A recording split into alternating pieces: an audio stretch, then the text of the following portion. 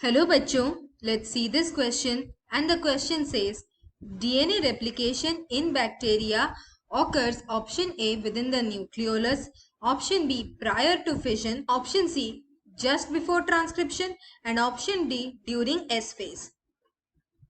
और हमारा क्वेश्चन यहाँ पर ये पूछ रहा है कि बैक्टीरिया में डीएनए का रेप्लिकेशन जब होता है वो किस फेज में होता है। और ऑप्शन दिया गया है ऑप्शन ए न्यूक्लियोलस के अंदर, ऑप्शन बी दिया गया है फिजन से पहले, ऑप्शन सी दिया गया है ट्रांसक्रिप्शन से पहले और ऑप्शन डी दिया गया है एस फेज के दौरान। और हमारा की कॉन्सेप्ट यहाँ पर ये रहेगा कि सेल साइकिल के कितने फेज होते हैं। सेल साइकिल के 2 फेजेस होते हैं और वो है, एक होता है एम फेज यानी कि माइटोसिस फेज और दूसरा होता है इंटरफेज। इंटरफेज में सेल रेस्ट करता है डिवाइड करने से पहले और यहाँ पर और 3 फेजेस होते हैं, G1 फेज, S फेज यानी कि सिंथेसिस फेज और G0 फेज यानी कि क्वेसेंट फेज। माइटोसिस फेज में सेल का डिवीजन होता है और इस डिवीजन के लिए सेल को 2 प्रोसेसेस करने होते हैं।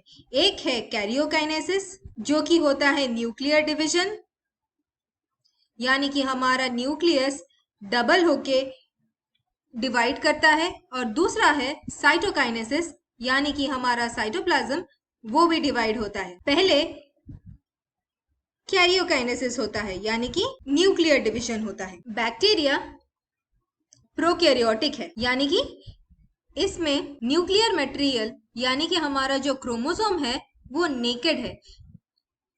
ये न्यूक्लियस में क्लोज नहीं होता, न्यूक्लियर मेम्ब्रेन नहीं होता, न्यूक्लियोलस नहीं होता। न्यूक्लियर मेम्ब्रेन और न्यूक्लियोलस का प्रेजेंस ये होता है यूकैरियोटिक ऑर्गेनिजम्स के फीचर्स। कैरियोकाइनेसिस के लिए पहले न्यूक्लियर मटेरियल डबल होता है और फिर वो डिवाइड करता है ताकि 2 सेट बना सके न्यूक्लियर मटेरियल का।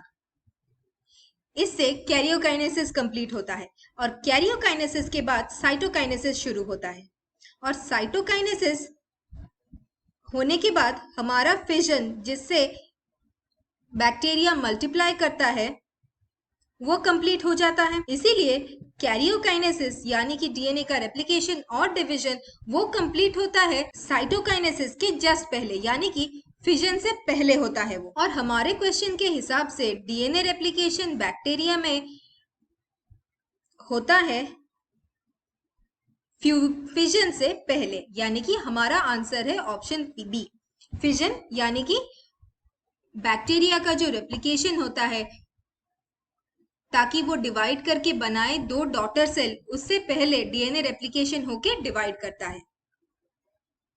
यही हमारा आंसर है। ऑप्शन ए आंसर नहीं हो सकता क्योंकि यहाँ पर दिया गया है कि डीएनए रेप्लिकेशन न्यूक्लियोलस के अंदर होता है, जबकि बैक्टीरिया में न्यूक्लियोलस नहीं होता और न्यूक्लियर मटेरियल नहीं होता क्योंकि न्यूक्लियर मेम्ब्रेन और न्यूक्लियोलस ये यूकैरियोटिक फीचर्स है और बैक्टीरिया प्रोकैरियोटिक है। ऑप्शन सी में दिया गया है कि ट्रांसक्रिप्शन से जस्ट पहले डीएनए रेप्लिकेशन होता है।